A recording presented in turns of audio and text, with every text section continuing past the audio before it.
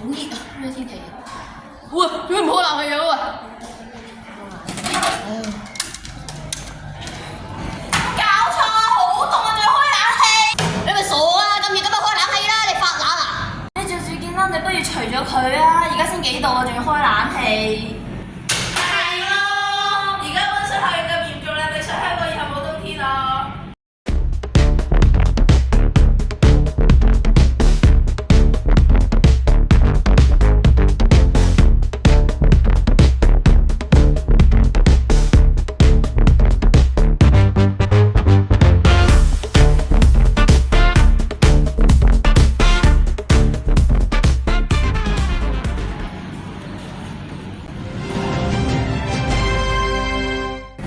喂，你做咩嘢啊？冷靜，好嘈，冷靜。喂，你咩事啊嚇？點解咁惡啊？佢啱啱我入嚟嗰陣時，我話開冷氣又話唔開，佢好似發冷咁樣。天氣咁熱，咁咪開冷氣㗎啦。咁你做乜咁嬲啊？咁而家先至23度，所有人都着住啲褸，做咩要開冷氣？又好凍喎，都未到個溫度。咦？今日真係得23度嘅啫喎。落嚟先，冷靜下，冷靜下。好啦，其實咧，同學頭先講得都啱嘅。如果呢個天氣咧都開冷氣咧，其實受害係你哋嘅，知唔知？阿 Sir， 開冷氣真係使乜咁嚴重啊？阿振東話俾你聽啦，其實咧開冷氣係冇問題嘅。不過今日23度你都開冷氣咧，其實我哋就濫用資源、濫用電力啦。我想問下你啦，你有冇聽過全球暖化呢樣嘢啊？唔清楚，但不如我就解釋俾你聽啦。嗱，呢個就係地球啦。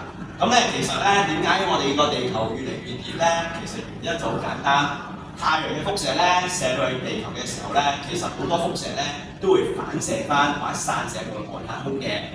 咁但係由於咧我哋發電嘅時候咧，嗱用冷氣會發電噶嘛，發電就燃燒化石燃料咧就產生啲溫室氣體啦。咁所以咧我哋產生嘅二氧化碳咧喺呢啲咁嘅溫室氣體咧喺大氣層就會越嚟越多啦。咁變咗呢度就好似層厚嘅氈㗎咯喎。當啲輻射射埋落去地球嘅時候咧，咁啲熱就唔可以散去外太空啦。咁啲熱就困住喺地球，咁變咗我哋咧就發現越嚟越熱啦依家。我想問下你啦，你會發覺咧，你由細到大，冬天係咪越嚟越熱咧？天氣係咪越嚟越熱咧？其實都係我哋一手造成嘅。咁所以咧喺呢段時間咧，我哋咧就唔好開冷氣啦。好咯，我哋有好多方法咧令自己涼快嘅。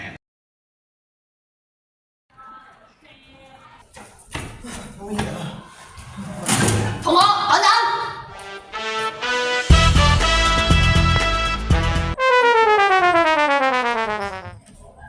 喂，咁熱喎，開個冷氣有咩問題啊？同學都未23度喎。同學其實唔使開冷氣嘅，除咗開冷氣都有好多方法㗎嘛。今日咁涼，我哋用第二啲方法都可以涼爽啲嘅。同學其實咧，除咗開冷氣，開窗都得㗎。咁咪涼咯。